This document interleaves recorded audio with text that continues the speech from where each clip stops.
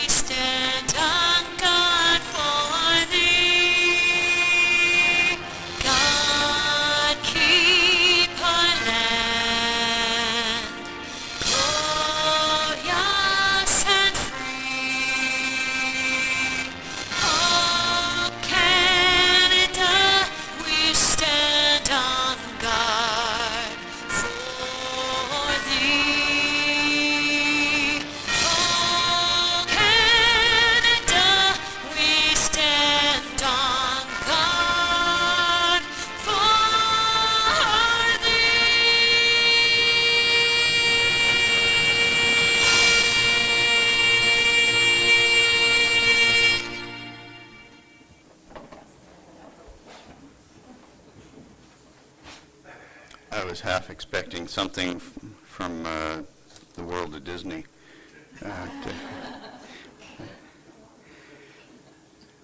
All right.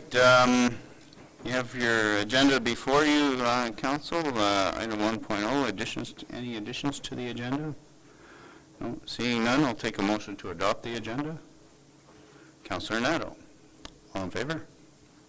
That is carried. 3.0, corrections or amendments to the March 11th, 2015 regular meeting of council minutes. That's usually Councillor Bossert's thing, but I'll go to Councillor Frederickson. Sorry. I'm just requesting a change to item 10.3, which was my report. I did not, on March 11th, I attended the Community Adult Education Council, not the CETC design thing. Okay, thank you for that. Councillor Schuller.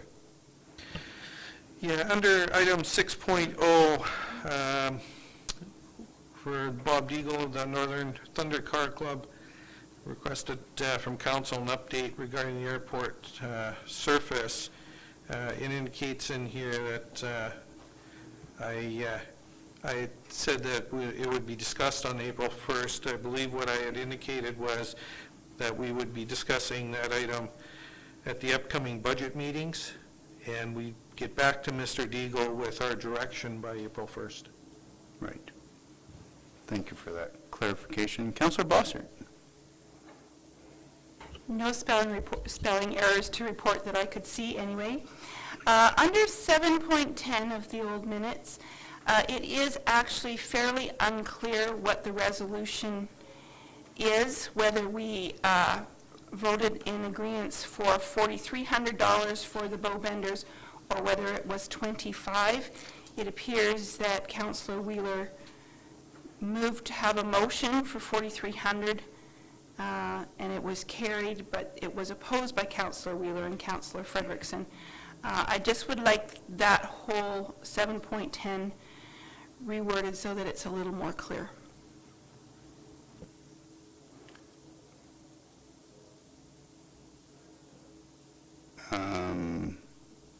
Can you go over that again? I'm looking at it now. There was a friendly amendment made, and that's what we voted on and motioned on. And I had emailed because I wasn't sure what the normal process was, if we wrote down the first motion and then the friendly amendment, or if just the friendly amendment's what's supposed to be recorded.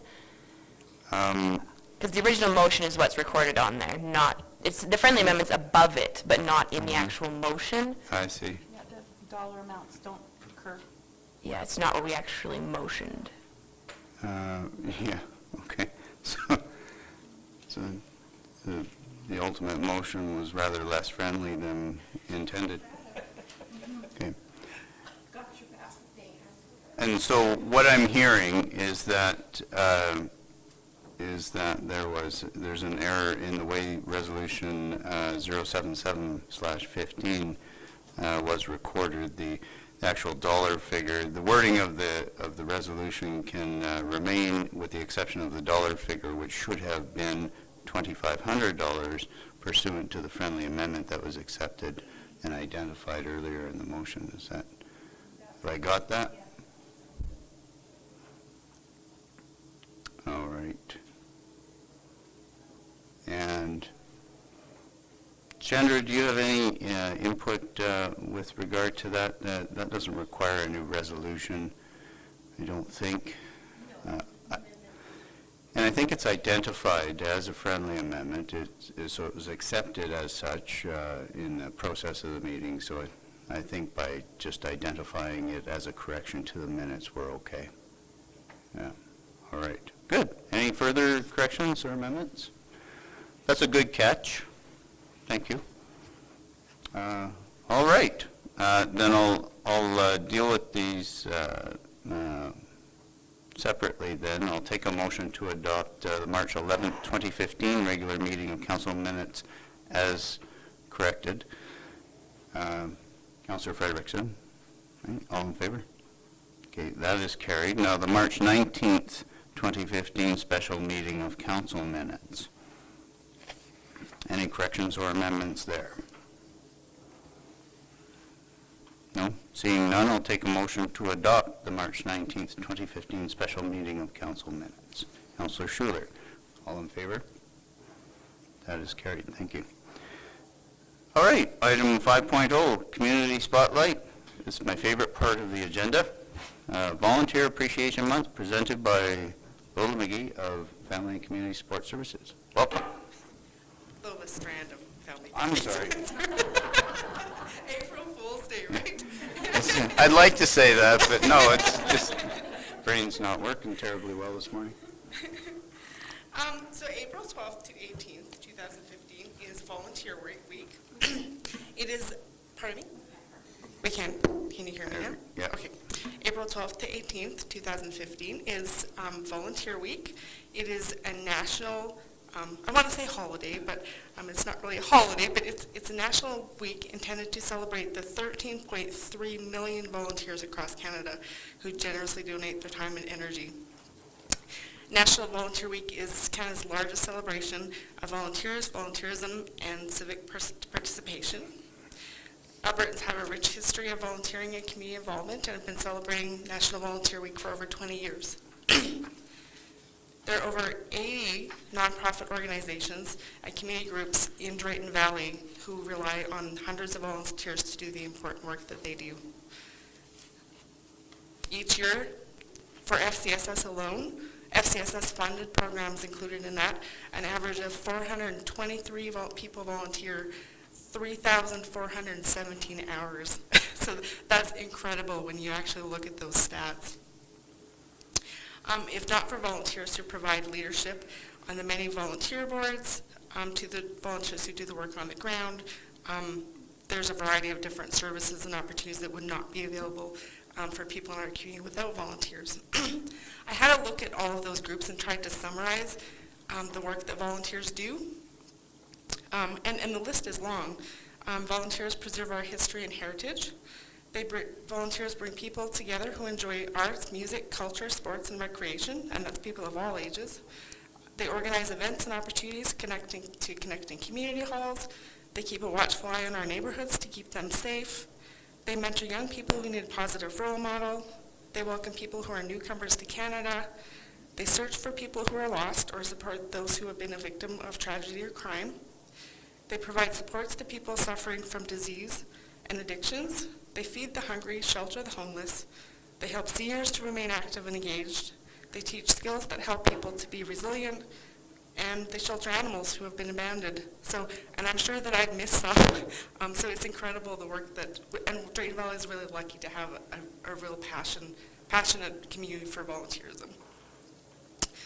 What you're looking at up on the screen is just a sneak peek at the slideshow that we'll be playing at our annual Volunteer Appreciation Banquet, which is being held on April 15th. The pictures that you're seeing right now are folks who have actually purchased tickets and sent us photos, so we hope that this is going to be much longer because we actually have over 20 organizations who have purchased tickets thus far. We only have about 20 tickets left, though, so if you know of any volunteer groups who have not yet purchased their tickets, please tell them to hurry soon because we're selling it quickly. So it's April 15th at the Mackenzie Conference Center. It's a dinner, and it will be emceed and entertainment provided by Danny Hooper, so we're really excited about that. So hopefully you all can also join us in that time to appreciate our volunteers. Thank you, Lola Strand. You're welcome. I appreciate that. I look forward to the Volunteer Appreciation Dinner. It's with Danny Hooper. It's going to be extra special.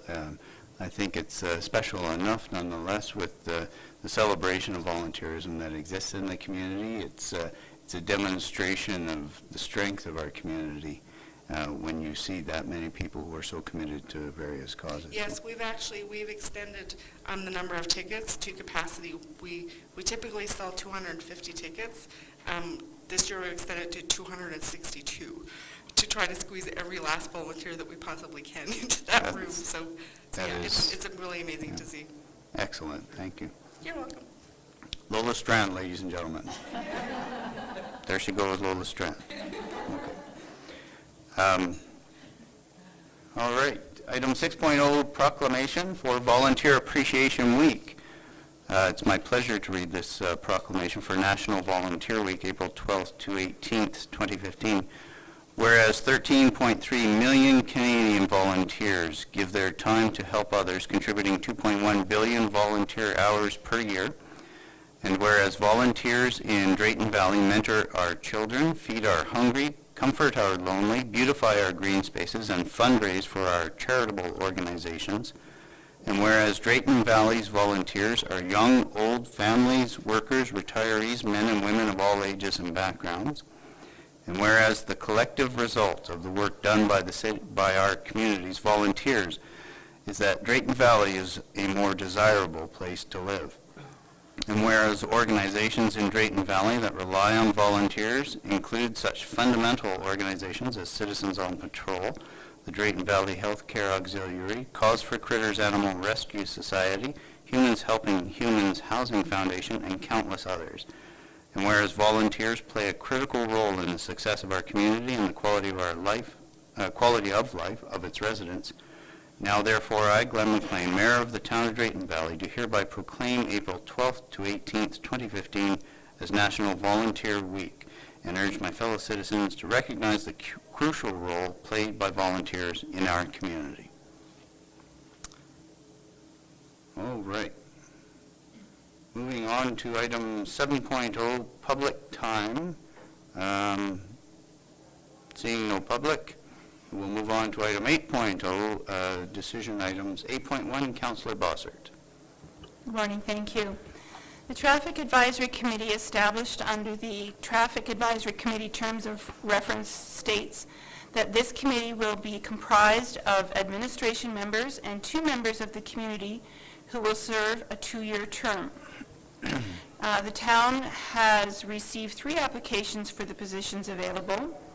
We have an application from Corey Gilchrist, Cynthia Gilroy, and Frank Newberry. The committee requires only 2 members of the community at large to be appointed to the committee. Therefore, I move that council appoint Corey Gilchrist to the Traffic Advisory Committee for 2 years. So we have a motion before us. Any discussion on that motion? No, I'll call the question. All in favor? That is carried. And I also move that council appoint Cynthia Gilroy to the Traffic Advisory Committee for 3 years. Thank you. We have a further motion. Any discussion on that motion? No, I'll call the question. All in favor? That is carried. Thank you. Item 8.2, Councillor Frederickson. Thank you. The Parks and Public Facilities Bylaw 2014-14-E. Background: the purpose of the attached bylaw is to regulate and control the use of parks and public facilities within the town of Drayton Valley.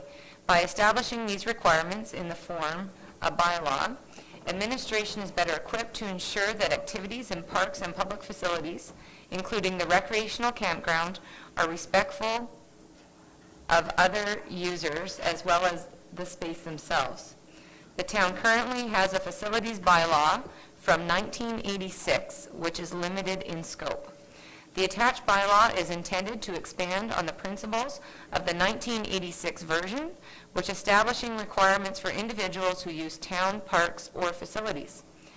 The Community Sustainability Plan contains numerous tenets which deal with community resiliency, responsibility, health, and wellness. This bylaw is intended to establish behavioral expectations for all users so that those tenets can be furthered. Should first reading be given today to the attached bylaw, administration will proceed with public consultation and provide a detailed report of community feedback at a future council meeting, at which time council may be asked to give second and third reading for adoption of the bylaw. Any amendments to the bylaw after first reading will be noted in the report to be presented to council.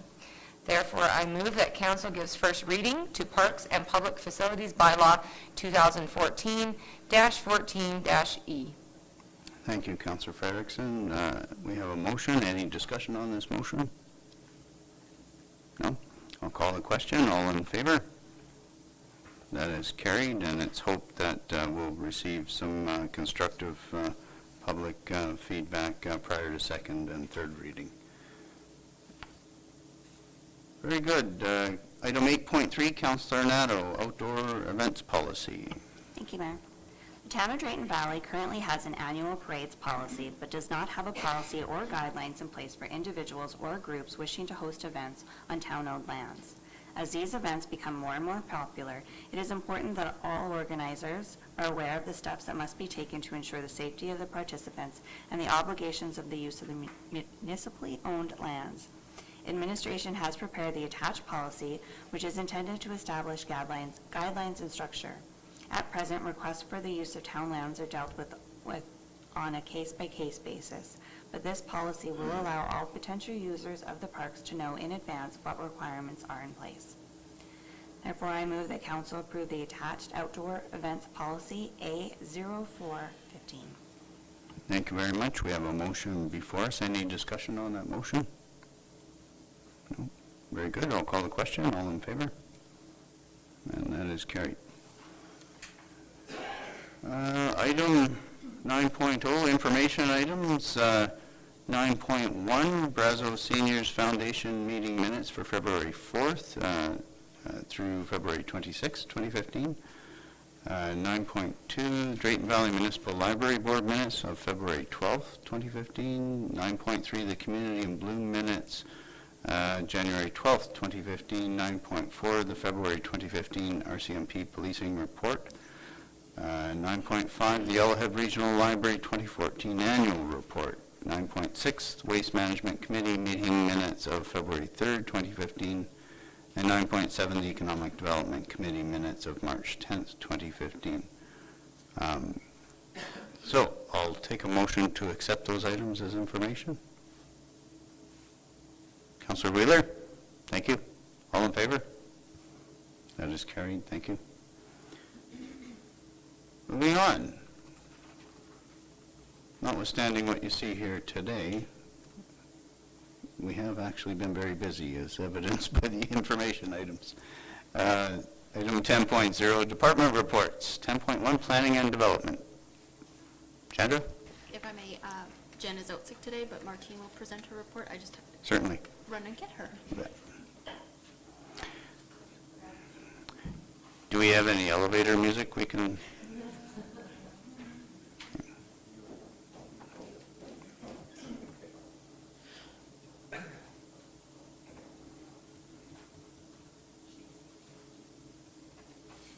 I think we can move on to item 10.2, or maybe we can't. Is Jared? No.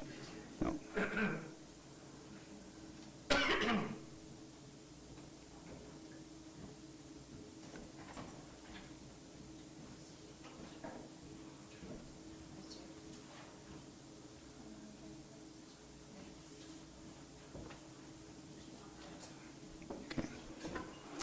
Did I mention it was my wife's birthday today?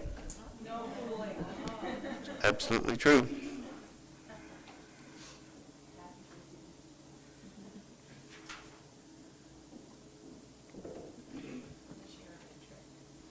Hmm? Oh, I think all the time. Yeah.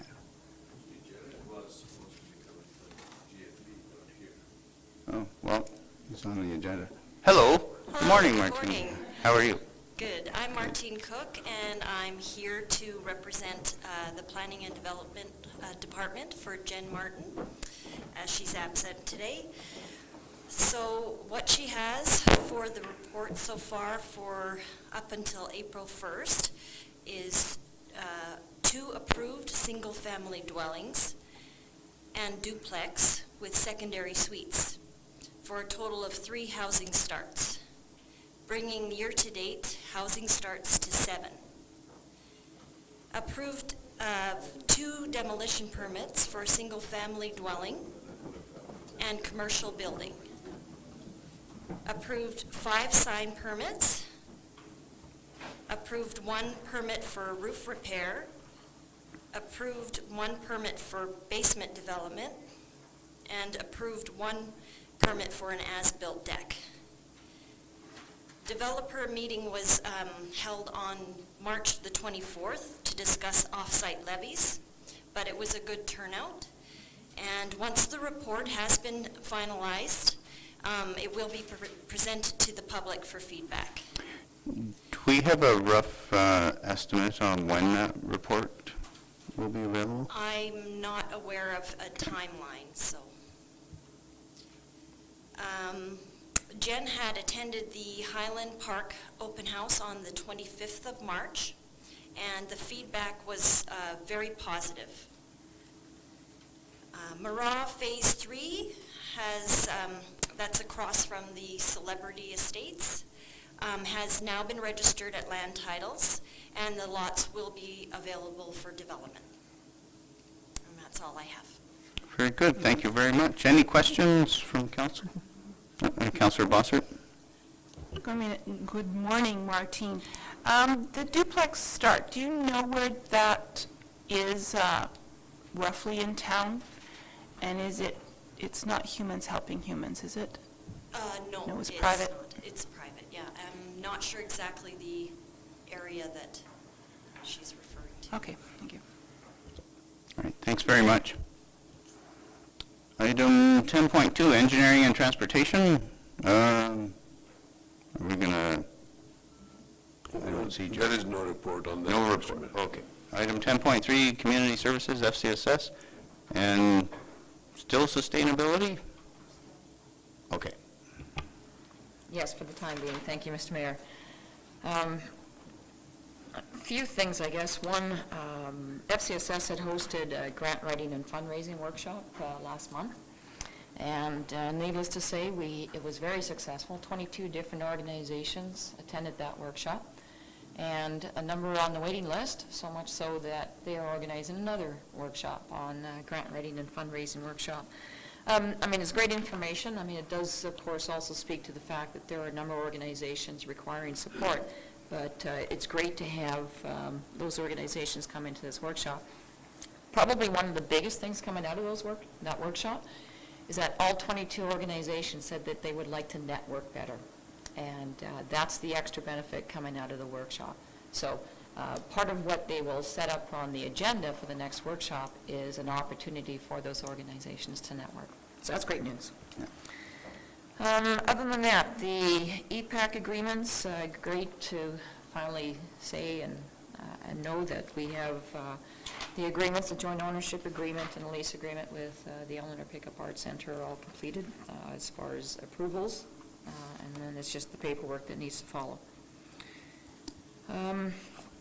We've received an invitation from the Federation of Canadian Municipalities through the Green Municipal Fund to apply to that fund for the proposal for our aquatic facility net zero design study. So that's exciting. That's of course promising. Whenever we get an invite to apply, it means that there's interest expressed. So we're going to be working on that application. Been busy with, meeting with 3 different user groups within the Omniplex, DV Thunder, the Curling Club, and the agricultural users, and some really promising things in terms of what we see moving forward with those meetings. Of course, the work with the Total Works Health and Fitness Center, meeting with the consultant here soon just to go over his final report, because we'd like to bring that forward to council as soon as possible. I'll do 2 other things here. One, first of all, I do want to, timely, this is just perfect timing, want to introduce our new programming coordinator. Gina Antolesky is probably no stranger to a lot of faces within the room here, because she worked with the Parks Council and has been very active with the Parks Council, and so pleased to have her come on board as our new programming coordinator. So 3 days into it, 3 days into the job, and she has her hands full already. Every day I give her something new, so it'll just keep on piling up. But her task is all laid out, and I'm extremely pleased to have Gina in here. So I don't know if she wants to say anything. You're welcome to come to the podium if you like, Gina, and just... Thanks for the welcome, Annette, and yeah, I recognize a few faces around the room, so that's always nice, and just want to say I'm looking forward to getting right into the thick of it, having some fun, and being part of the town of Drayton Valley, so thank you very much. Thank you very much for joining the team. And I just want to also, one last comment about the Nicaragua trip. This, of course, was the final trip for the exchange between the town of Drayton Valley and Matagalpa in Nicaragua. And I know that Nesson will probably say a few words about it, but it was such a joy to see the accomplishments within that community, and to know that the work that we've assisted them with and the stuff that they've done to engage the community, more than anything else, the way that they've engaged the community with their economic development and their tourism plans, amazing. And it was all coming out just within the week that we were there. Between their mountain bike race, between they had a fam tour, and I know, Sherry, you probably know this, it's so important to have a fam tour when you're trying to connect tour operators with the different type of providers that are out there providing the tourism. Huge response. They had 17 different tour operators come up to Matagalpa to take a look at the different types of things that they have within their park reserve, and the business that was happening within that room was just amazing.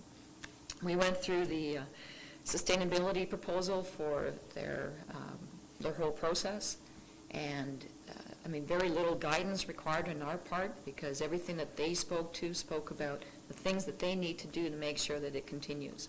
So if someone were to ask me, okay, now that the project is done, and you're no longer doing any of that assistance and guidance with them, will they be able to carry on their own? And I can say emphatically yes, they will be able to carry out on their own. So great success in terms of this council's participation in the program, and just the setup between FCM and Amunic. So I know that Nesson will do a little bit more. And Nesson will probably remember somebody by the name of Victor. Victor and his little Casa de Blanca and his little pond and everything else. Well, we've been in touch. Victor and I have been keeping in touch. And he's offered me a position, so I'm going to be going to Nicaragua. And that's the best I can do for an April Fool's joke. Well done. Thank you very much, and I look forward to Nesson's comments about that as well. Councillor Nadeau? I just want to say I'm very pleased that Jean Ann's here. She's already within the school system. Everybody already knows her. So I think those connections, she more than anybody else is able to hit the ground running and really start developing the programs that are important. Everybody knows this is not a new position, and this is just filling a gap that's been vacant for a year now. So I'm very excited you're on board. And I'm really looking forward to what you can bring to the community, because I know other people are already starting to talk about programming for the summer, and as a parent, you do need to look ahead to that, and other communities are. And I'm really looking forward to see what you're going to bring forward for programming, because that was a big gap in our community last year. and it's something that I will continue to be a harpy about because it's an important need in our community. So I'm really looking forward to what you can bring forward, and thanks and welcome. Yeah. She doesn't mean harping, she means advocating. Yeah. Or harping. Yeah. Yeah. Anything further? All right, thank you very much, Annette. 10.4, protective services, I don't see Tom, so 10.5, administration, legislative services, Chandra, nothing. Economic development, Sherry Poole. Thank you, Your Worship, to Council and the public. I'm happy to provide my economic development report and update. With respect to, actually I'll do it in reverse order, the update first. A couple events or conferences I had attended since my last presentation. On March the 12th, I attended Bioindustrial Conference and connected with a site selector. And as well, on the 19th, I attended the Chamber annual meeting to discuss some opportunities for our chamber here. And I'm happy to say that we had another meeting with the Economic Committee. We've pretty much established the terms of reference. There is one amendment that will be brought forward for our next meeting on the 16th of April. And at that meeting, we've set it aside for identifying our strategic priorities. So that will be underway. And in addition to that, on behalf of the committee, we received an interview from Western Review, and that went successful, I believe. Now, to get on to the report, as I've presented before you, in identifying the background of this report, it's an effort to determine the economic feasibility, impact, and optimal integrative usages for the town of Drayton Valley Airport. I'm presenting a request for proposal as we want to acquire industry knowledge, competitive knowledge, and global expertise beyond our borders that will determine a sustainable model for our rural airport.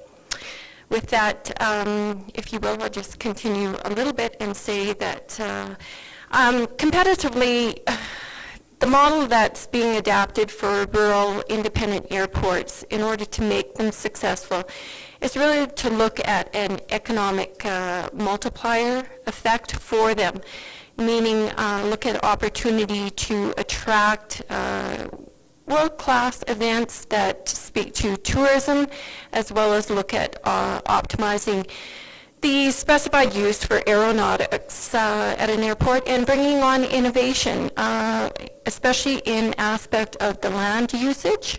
And there's significant opportunity for us at this space. Hence, losing an airport, a rural airport, would be quite significant. I mean, they are identified as a attractor to a community, especially from the aspect of safety and, transportation links. Quite a few of our neighboring areas really rely on us for our airport for landing, for emergency health services as well. So I think we can only build on it, and that's why I've put forward the request for proposal. Thank you very much. Of course, the report, whoever the successful team is that is conducting the study of airport benefits and usage, that'll happen. It's anticipated for budget 2016, correct, Mr. Steele? And so the RFP going out now is a good proactive measure to line up that individual or firm. So thank you for your work on that. Anything, any questions, concerns arising out of Sherry's report? Anything further, Sherry? No? Okay. Mr. Deal. If I may say, I think our couple of RFPs, which Sherry mentioned, we are going to go open the borders beyond Canada. because there is not enough, we should kind of open up the boundaries so we get a, because things are changing every day and lots of stuff is happening in Europe, so we don't know what this airport means if we go a little further.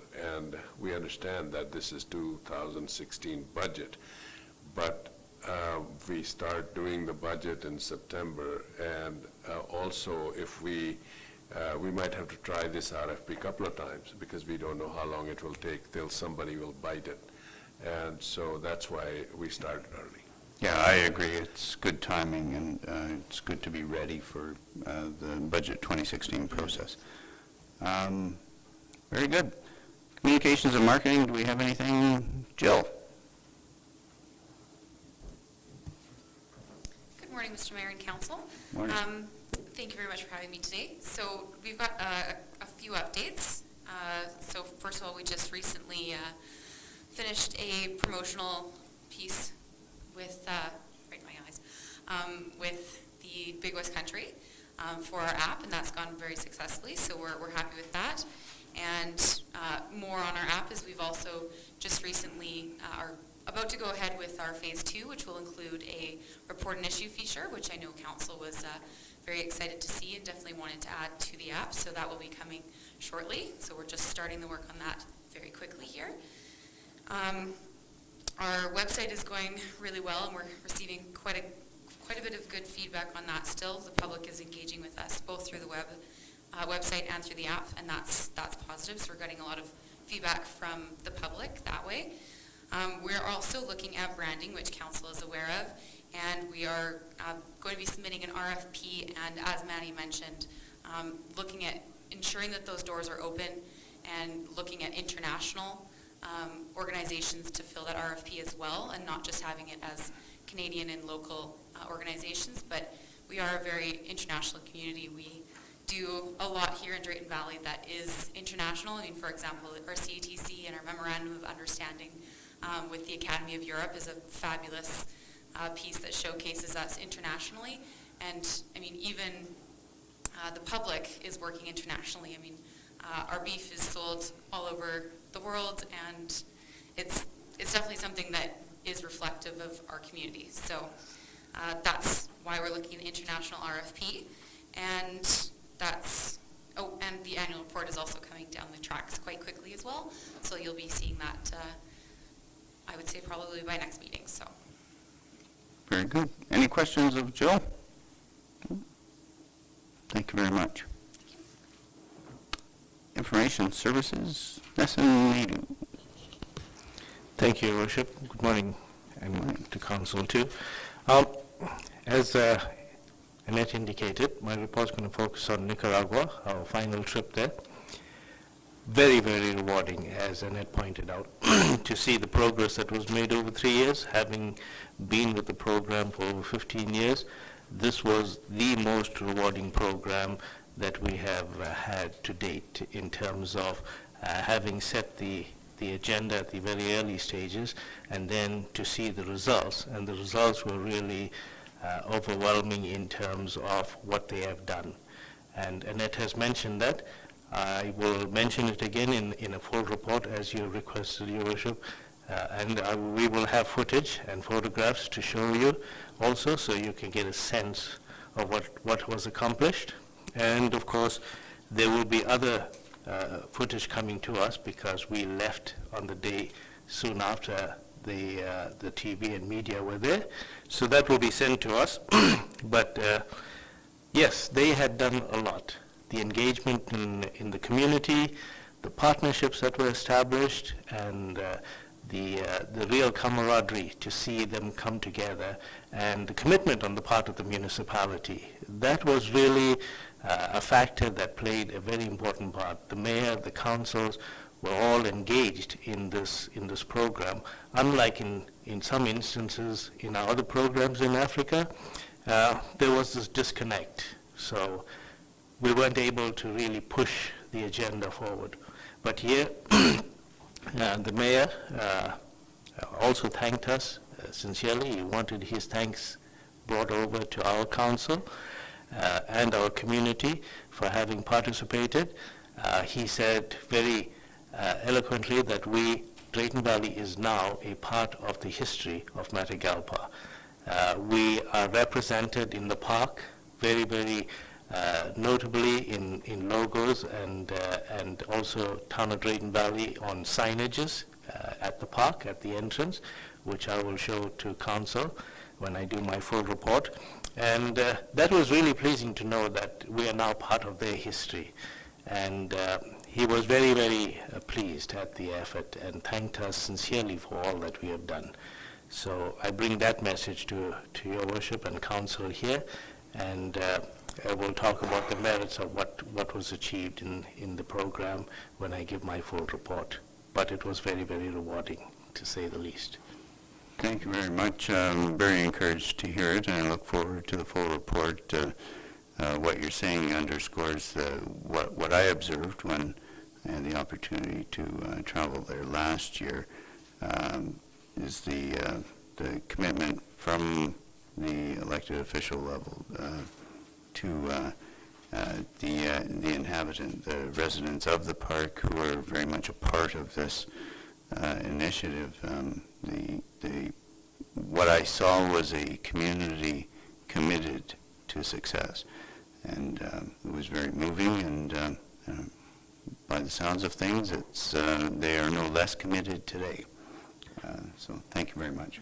Just one thing I want to mention is that if you saw Amado, the farmer that gave you the gift of the mask, if you saw him the day we were there, he has become a real ambassador for the park, and he's the chief spokesman now for the people and the farmers, and he also wanted me to convey his regards to you.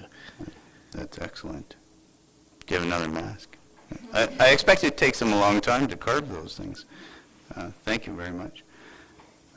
We'll have to send a letter and arrange for an appropriate translation into Spanish, just to congratulate them on their success. Councillor Frederickson. Part of my ignorance here, I'm just wondering, with the Nicaragua trip, would I be able to just get a very quick summary on the intention of the program, or just, what is it? The program is actually funded by CIDA, which is the Canadian International Development Agency, through FCM. FCM then identifies communities around the world that would qualify for the program. And once they've done that, then they look to municipalities in Canada that would select communities to go and work with. It's about local economic development. And in some cases it's government, in some cases it's economic development. And once the communities are approached, Drayton Valley was approached after its adventures in Africa. They were approached for another participation, and we chose Nicaragua at this moment in time. So we had two towns in Nicaragua. One was Matagalpa and the other was Somoto. Drayton Valley was partnered with Matagalpa, and Athabasca was associated with Somoto. And then, of course, the program runs for 3 years, and then you select your program as to what you want to do with the community, and then you move forward on that with the end result. The ultimate goal is, the program is that whatever is done with that community can be replicated elsewhere in the province, or, in the country, or elsewhere in the world. So that report is eventually given to FCM, and then, of course, replication is possible. Councillor Schuler. Yeah, just wanted to say congratulations on you and Annette for the hard work that you put in. I did have the opportunity to go to Nicaragua in the early stages when things were being set up, and I'm very pleased to hear that that they've been able to follow through and make this such a success. When I was there, they were very interested and willing to move things forward, and I think they had a good team there, and it sounds like that they've done a lot, and a bit of a change from the programs we've had in Africa where, you know, we put a lot of effort in and didn't see the same types of results. So this is very encouraging, and just want to say congratulations on you know, all the hard work you guys put in. Very good. Again, we look forward to the full report. So, we're to the CAO report, Mr. Dion. Your Worship, the Building Canada Fund application has been made. It's received. We got the confirmation. I think they're going to take till September before we get the answer what funding we can get from there. We're working on with Norquest. Actually, I think the Vice President of Transformation is working with me to make the business plan for Clean Energy Technology Center a little bit more clear to it, has clear mandate to see what we're going to deliver in 5 years. So he's really taking a personal look into this. And we will be, I think, Mayor, you met him with the program of the CETC last Tuesday when he was here. And he was here yesterday also again.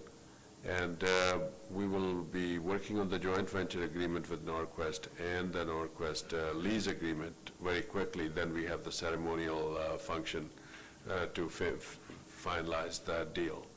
I think Norquest is very excited, and when they come this time into Drayton Valley, it will be, their presence will be known.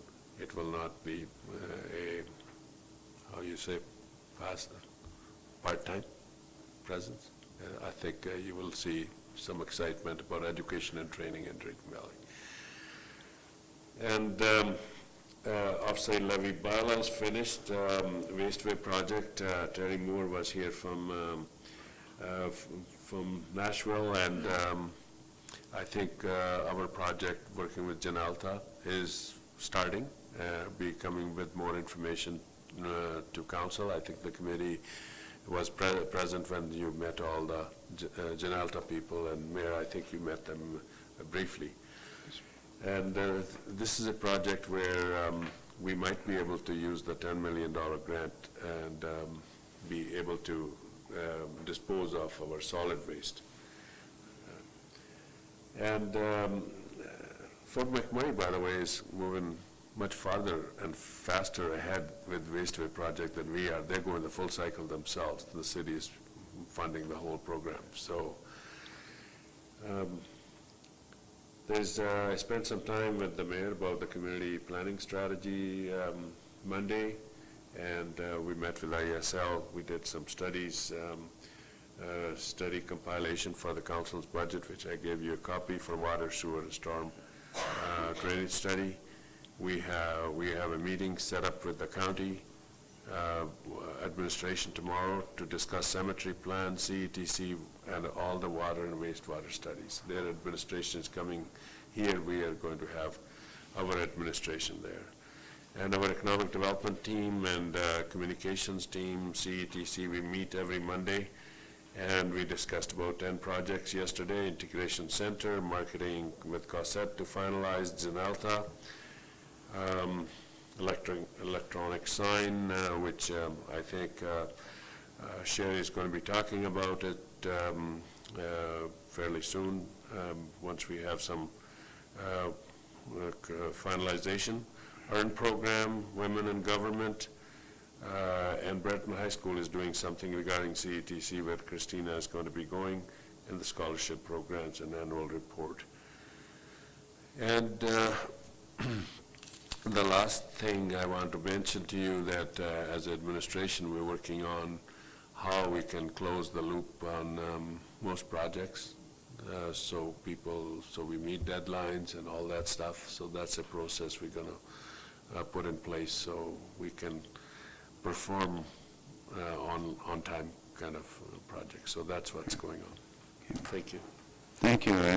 Just following up on your reference to the recent meetings with Patrick Mahachuk, Vice President one of the vice presidents at Norquest College. I was very encouraged with our meeting, both with the level of enthusiasm and thought that is being applied to our partnership with Norquest as regards to CETC. So,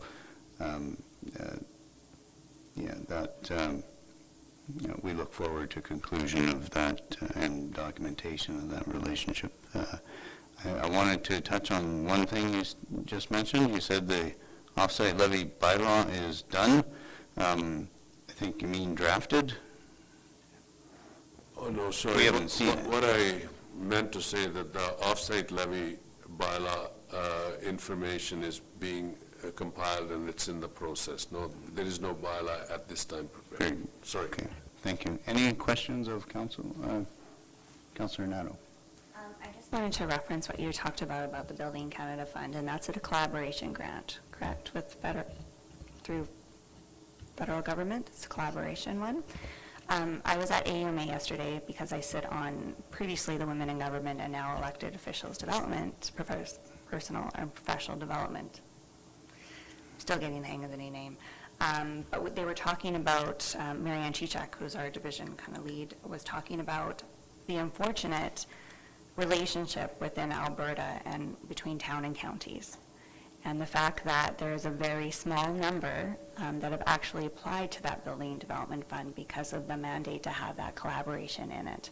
And that's unfortunate because communities across Alberta and Canada have lost out on potential building and infrastructure and community needs that need to be addressed, but because that collaboration isn't happening. And there's remarkable examples of that across Canada, but there is some pretty sad state of affairs in other counties and towns. And I'm pleased, and I think that's a success, that we were at least able to do that jointly so we can have that effect, a positive effect on our residents. Because when we do work together, good things happen for both residents. So I just wanted to comment on that. Thank you for underscoring that, Councillor Nadeau. I couldn't have said it better myself. We always do better together. So, with that, we'll move to council reports. Councillor Bossert. Thank you, Mr. Mayor. It's been a busy couple of weeks since our last council meeting. I'll mention briefly the CETC identity and branding session that we had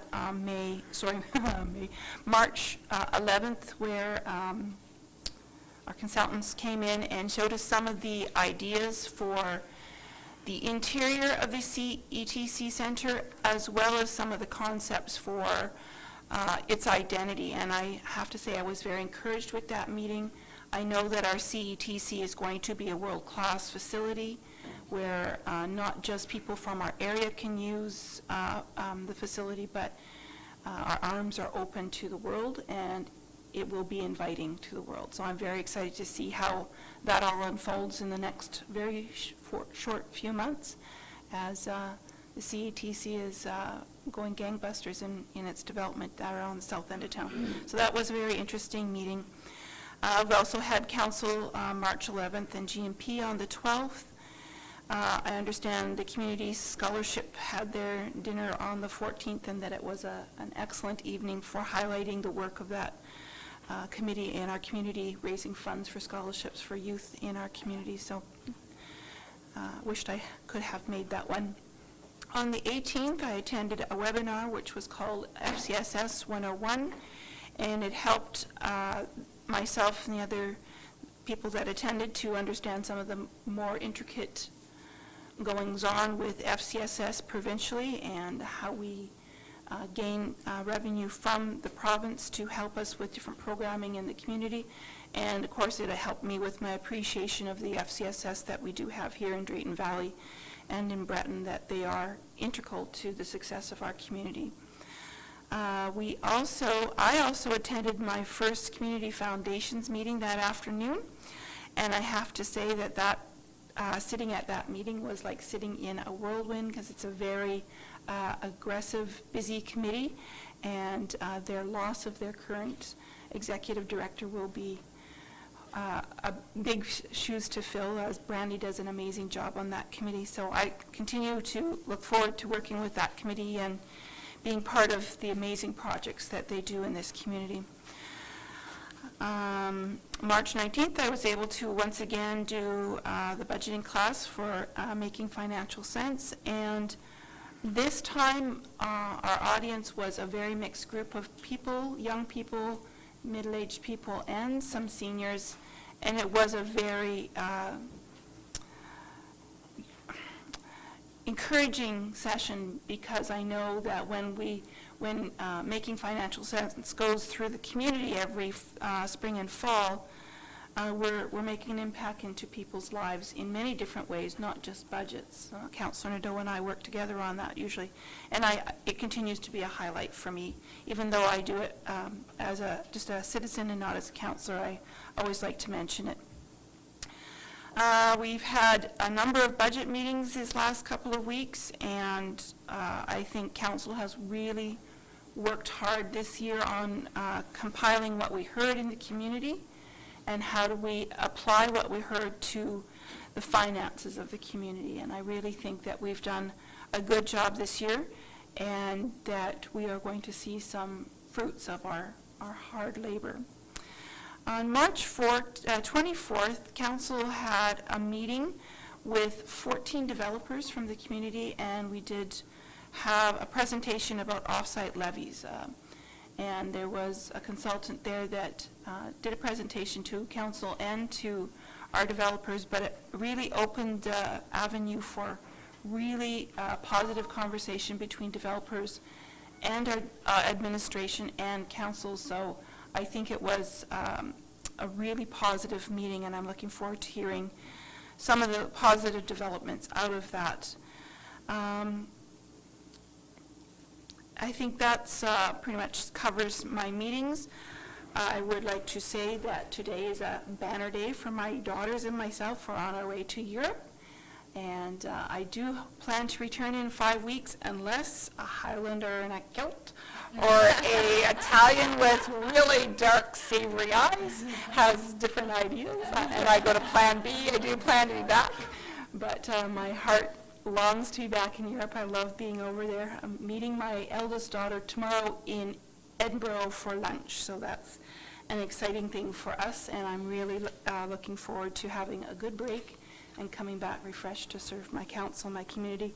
I also today want to express our condolences to Graham Long and his family in the loss of Graham's son Ian. He is to be laid to rest this afternoon, so our thoughts and our prayers are with you, Graham, and I wish we could be with you there in Calgary, but definitely you're with us in thoughts and prayers. So that's my report.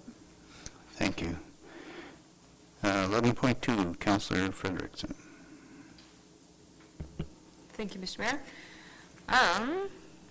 Yes, I also attended the off-site levy presentation with local developers, and my sentiments are shared with Councillor Bossert. It was good discussion. It was good feedback.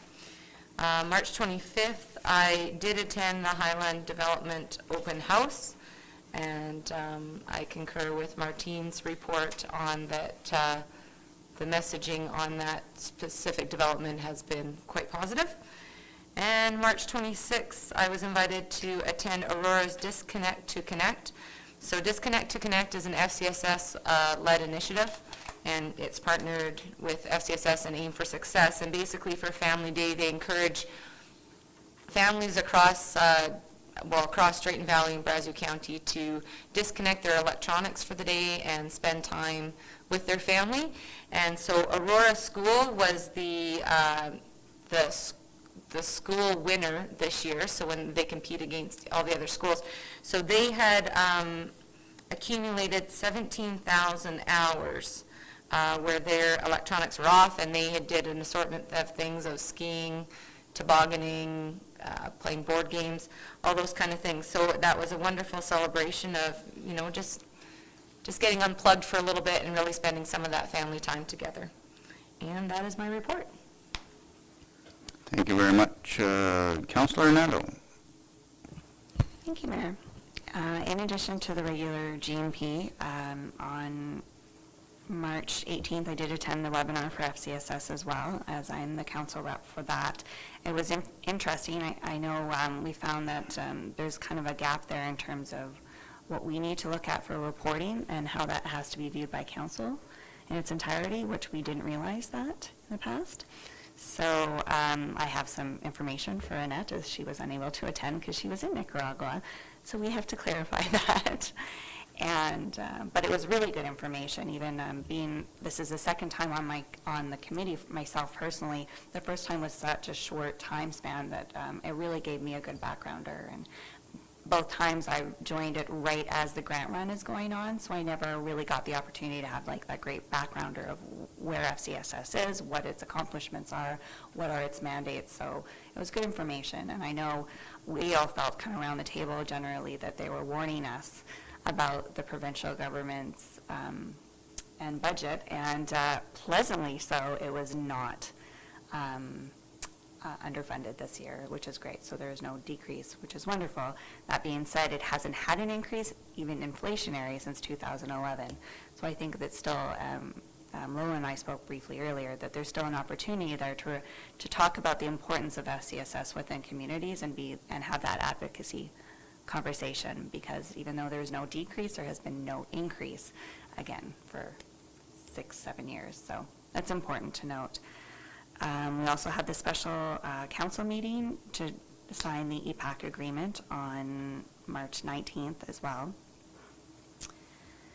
And I do have something about EPAC, but I'll save it till the end of my report, if I may. Through the budget consultation, I would concur with Councillor Bossert. It is the part of the year I hate the most, because we have all these visions and aspirations and things that we want to do and see in the community based on what we're hearing from the community, and then we get the cold water thrown on us, mostly from Clayton, saying, good luck with that. But I think in this instance, we were really, with the recession, I don't want to call it recession, sorry, but with the downturn slightly, that we're able to reevaluate where we are and look internally within the organization and come up with some really positive solutions and still see what the needs are addressed and what are the 3 top priorities for the community. And the fact that we're able to do that and move forward with some projects and and I know it's not been finalized yet, so I won't talk too much about it, but I think everybody in the community will be pleasantly surprised with the results. So it was, at the end of the day, at least, it was rewarding, if not frustrating, during the time. I've also, as being chair of the Economic Development Committee, I've enjoyed working with Graham and with Sherry in terms of moving the economic development forward. We've had some great discussions. We did meet with MUMTA through the paper and talked about some of things that we may be looking towards, but until the terms of reference have been approved by you guys, our hands are kind of tied on that, so we'll look forward to being able to present those for you officially. Also attended the meeting about the off-site levies. I thought it was an interesting presentation. It's hard to have those kinds of presentations late in the evening, however, because they can be rather dry, but I think it did spark some good conversation. I think the developers know where we sit as a municipality in terms of where we come from and where we'll be moving towards, and I really want to encourage developers to start coming at us with solutions as well, and where we can be creative so we can all succeed and see what we want to move forward with development in the community. I wasn't able to attend the policing priorities meeting, so I apologize for that, as it is spring break and this challenging being the primary. So I look forward to who's ever going to talk about that as a summary. And I did have EPAC meeting through the community, and they are so thrilled about signing officially that they want to hold a celebration. So on March 29th, you will have, April 29th at 5 p.m., the county, EPAC, and town, and all their sponsors will be there for a champagne celebration and supporting arts and culture and collaboration in the community. So that's wonderful, and that's coming from EPAC. So wonderful to move forward. So embracing that event, and I would hope the Western Review and the radio station, if you'd like to attend, yeah, it'll be at EPAC at 5 o'clock. So that's wonderful. I also was able to meet with the Women in Business Network to talk about our Women in Governance Protégé program and some possible enhancements and rebranding of the program. And they are so completely thrilled and are ready to be on board and be mentors themselves. And they don't want to see it just for a couple months. They want to see it through the whole year. And every member on there with Women in Business Network has volunteered to be a mentor. And that in itself is wonderful. We really wanted to see it enhanced to women in business, women in governance, and volunteerism. So we would like to work with FCSS and Rotary on how we talk about that. So I think it's a wonderful thing that we can start moving forward on. It's a wonderful program. And even though it may not be directly governance now, it's still a pillar that I think we need to move forward on. And it's important to know that there are standards for having women in government, or things that we aspire to have for a minimum of 30% on councils. And although rurally, ironically, throughout Alberta, we hit 30%, in large urban areas, we're actually down 11. We're down to 11%. City of Edmonton has only one female councillor. And it's not to say that it's important to have women on council just because I'm a woman. It's important to have diversity on council, whether at different ethnicities, different ages, different sexes. That's important because you're never a true representation of your community without those voices being at the table. And that's why it's important that we're able to do these things locally and support young women to show that they can have those leadership abilities. I think those are always traditionally, once they get into it and they think they're going to start a family, then they'll put that stuff aside. And as we know, that doesn't need to be the case. And we want to encourage women to be leaders within our community, and I think this is one way that we can certainly do that, and I'm so happy to be a part of it. That being said, I did attend my AUMA board yesterday, as I commented too. It was previously, as I said, the Women in Government is now the Elected Officials Professional Development Committee. And it's funny, we're talking about there, and I sit on a board provincially with other communities, as in St. Albert, Whitecourt, Town of Raymond, Wetaskiwin, Nanton, just to name a few of the people. So a cross-section of the entire community.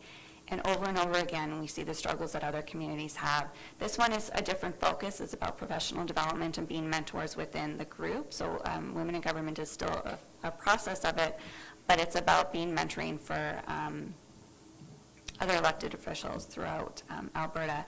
We did start a forum, so I'm there not being a I'm there as a town councillor, but I don't get paid from town. How about that? I get paid through AUMA to be there. And I'm very excited to be there because over and over again I can say what a great community I have and the things that we're able to move forward. And we're just a community of 7,000, and we're leaders here in respect to those big cities. I've been asked to do an article, and I've been asked to talk about our campaign schools because of our success with those. And it was just wonderful to be able to be an ambassador for my community in that respect. But they did talk about other things. And we did have a presentation from the Next Gen group, and they're a group out of Edmonton, and it's to talk about the next generation, which is 18 to 40, which I love because I'm still within that box. And technically I'm youth, so I'm going to take it. And it was wonderful, and they have done this wonderful document that talks about municipal engagement recommendations for Edmonton's next generation and how we can be more create more youth environments for our next generations within our municipalities. And it's a wonderful document on how to engage. And so I will have that through to Manny, to Jill, I would assume, for our communications and marketing. And it was a great thing, and they said, we talked about some of the things we did. I talked about Farrell and her Minute to Win It, and how we do go out to the schools, and we do encourage our youth, and we do have positions on all our boards for youth members. And they said they're always willing to come for a road trip, and they're excited to hear about what we're doing as a municipality, and possibly have some regional discussions about that. So it was a great day. I'm happy to be there from Drayton Valley and the ambassador. And I do want to say that my thoughts and prayers are with Graham. I can't imagine the heartbreak it is to bury your child. And we're with him in spirit and know that he's in our thoughts today. Thank you very much. Councillor Schuler. Thank you. I wasn't sure I was going to get time to actually give a report today. It's very newsy, and that's welcome. I have to say that my report will be shorter. But thank you. It was very informative, and you put the rest of us to shame. Looking at some of the things that I was involved with over the last, since the last council meeting. On the 12th, of course, we had our GMP meeting, but I also had Brazeau Seniors Foundation, and things are moving ahead there in respect to the change to the facility and the build that's going on. It is moving ahead. It appears to be ahead of schedule, and we've been amazed at the progression so far and what those new rooms are going to look like. This will definitely won't completely finalize our building, but it is one of the last pieces of the building to be renovated, and we're very thankful that we were able to get it in before this little bit of a turn down in the economy, and of course with the provincial budgets. I think construction on some of the lodges is going to be moved further out, but we're sitting in very good position there. The auditors were in at the last meeting, and the foundation's sitting in a very good financial position right now. The loan for the expansion will be concluded this year, so that's always a good thing, and will have an effect on requisitions going forward. So we'll see next year we'll see another decrease in the requisition from Brazeau Seniors, because we will not have that loan that we'll have to pay for. So that is a good thing. On the 17th, I attended the Drayton Valley Health Foundation Appreciation Night, and it was eye-opening. Had a great tour of the facility, a little more in-depth than when the minister was there, and it's amazing how much the foundation has contributed to equipment within the hospital. When they started out, and I just can't remember the year that the foundation started. It's been quite a while, but their very first purchase was a camera, and now we're looking at purchasing a CT scanner. And it's amazing the millions of dollars that have been raised for equipment, and there are hospitals throughout the province that really don't have the equipment that our hospital has, and that's thanks to the foundation. So I do want to praise them for all the hard work that they've done over the years, and thank the community for the contributions that they've made to the foundation. So that was great. Of course, our budget meetings, it's already been touched on, but the off-site levy review, I was encouraged by the number of developers that did attend, and I thought it was a good meeting. They had some very good comments, some, I guess, concerns that we'll have to take a look at. But yeah, it was a great opportunity to let them know the position that the town is in and where we're going to have to look at going. And I echo Councillor Nadeau's comments about looking at the developers to provide some solutions to some of the problems that we have identified. On the 26th, I attended the Pembina Area Synergy meeting, and that was, I always find that meeting very interesting because you're meeting with, with the oil industry. And it was kind of eye-opening when they did the round table, and there were I think 27 representatives at this meeting, which is a lot higher than the ones that I've attended in the past, and I think a lot of it's due to that they moved the meeting to daytime, so the members out there can more easily attend. And when they went around the table, you kind of expected that you're going to hear where things are going to be slowing down even more. And that was the case with some of the companies. They've indicated that their drilling is coming to an end, and for some of them it will be this year. Some did indicate that they've concluded drilling until after spring breakup, and they're planning on restarting in July, which was good news. But it was amazing how some of the companies are saying they're not seeing a slowdown. They're hiring. They're moving on like nothing's changed. And that was kind of interesting because this makes this slowdown a little different than most others that we've seen, where it's usually right across the board companies are slowing down, but that doesn't seem to be the case. So it's going to be different. I think there are companies out there that are saying they're hiring, they're looking for people. So that's a good sign. I think it'll help keep people, that have had their jobs, eliminated or cut to be able to stay in the community and find other work. Of course, policing priorities, and no one really said much about the policing priorities. I think it's good.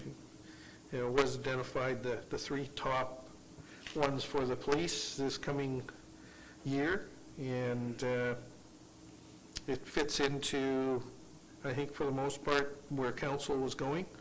So I think they're on board. I like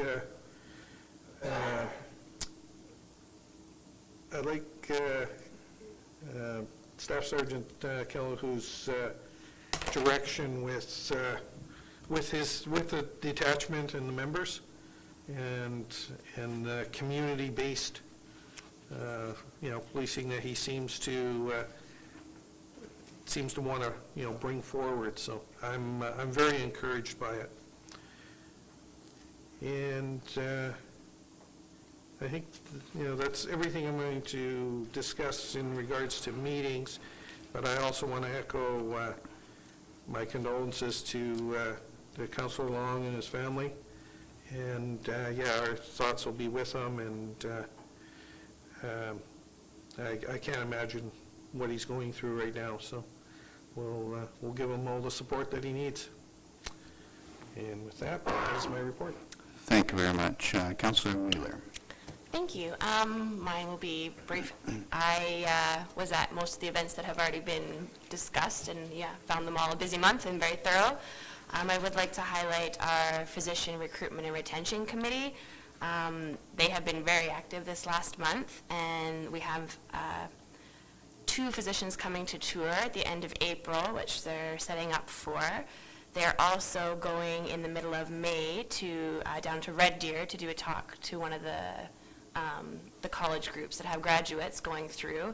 And then they're also going to be hosting a skills day in the fall, so which they're starting to get prepped and organized for too, where they'll be having students come out from the university, whether it's physicians or nurses or social workers, and they come out all together as a group, and they put them through different practices or things they might have to do and work them together through situations, from a patient coming in to if they had an addiction, who they talk to, how do they deal with it. So they're setting those connections as well as dealing with the skills. And so, I think it's going to be really good, and we're excited, and just looking forward to getting the support from the physicians and the community to kind of put those pieces together. You want that mentorship there. So yeah, it's been great. That's it. Thanks. Thank you. I love that. That's an excellent opportunity, perhaps without foisting my own views on the committee. It may be an excellent opportunity to interact and get some participation from the Healthy Communities Coalition as well, because many of the issues, the interplay between disciplines in health, those are some of the issues that they discuss and try to work through and try to encourage participation across the board. And so, thank you. My report, I'll try to keep brief. With regard to the policing priorities, I omitted to bring the plan that Staff Sergeant Calahoo circulated to us the other day, so I'll speak to that at the next meeting. Over the last month, of course, many of the same meetings been attended by most of us, budget, the off-site levies meeting. I was encouraged by the turnout at the off-site levies meeting with developers, and look forward to production of the report from Greg Weiss. Particularly, I'll just identify for administration, it is absolutely crucial that developers who were not able to be present receive a copy of that report on a timely basis and be given the opportunity to provide their input as well. I have received requests for it since the meeting, so I know that there's interest out there. Over the last month, two things I do want to highlight in terms of my activities. One was having attended the AUMA Mayor's Caucus. It's a quarterly meeting of mayors from throughout the province. And some of the subjects that come up are subjects that we discuss amongst our council on a fairly regular basis. One being municipal viability. One of the interesting comments from one of the speakers was that with respect to our villages in Alberta, if the MSI funding were eliminated, 1/3 of our villages would be immediately teetering on the brink of insolvency. So there are some issues to be addressed both provincially and municipally throughout the province with respect to financial viability. Related to that, but a much broader topic, of course, are the proposed amendments to the Municipal Government Act. Of course, some amendments have been proposed in the first tranche of amendments. These are consensus items, consensus being achieved between the province representatives of AUMA and AAMDNC, as well as the councils of the two largest cities. So those have actually been put forward in the legislature. In the fall of 2015, I understand there will be further consensus items proposed, and the intent is that they be approved in the fall. And also in the fall, for consideration and passage in 2016 will be what they affectionately refer to as the non-consensus items, the items in which there strangely is not consensus. They are contentious. They will hopefully strike the right balance as regards urban and rural concerns. I can tell you that at those meetings, the talk of the urban-rural divide that Councillor Nadeau referred to is very much a topic of conversation at any gathering of mayors that I've attended in the past year and a half, and it's becoming a much more prominent issue as the demands on urban municipalities increase. And in fact, demands on all municipalities are increasing. the question is how to best and most efficiently deal with them. So we look forward to that legislation as it's introduced. Related to that, I took the opportunity to attend my very first Alberta Association of Municipal Districts and Counties, AAMDNC, spring conference. I did so with the intent of trying to understand our rural neighbors better, and rural issues generally. And it was interesting. One of the things that struck me, broadly speaking, was that there's much more that unites us than divides us. I know that's trite to say that, but rural municipalities, we happen to live in a part of the province where rural municipalities benefit considerably from tax revenue associated with the oil and gas industry. Not every rural municipality in Alberta is in that position, of course, and we need to be mindful of that. So when we notionally apply solutions to complex problems, we have to be aware of the fact that not everybody is in the same boat. Nonetheless, it was enlightening. Some of the issues and the emphasis on issues, of course, is different. They range from the elk hunt to the new home buyers protection legislation, which was passed last year.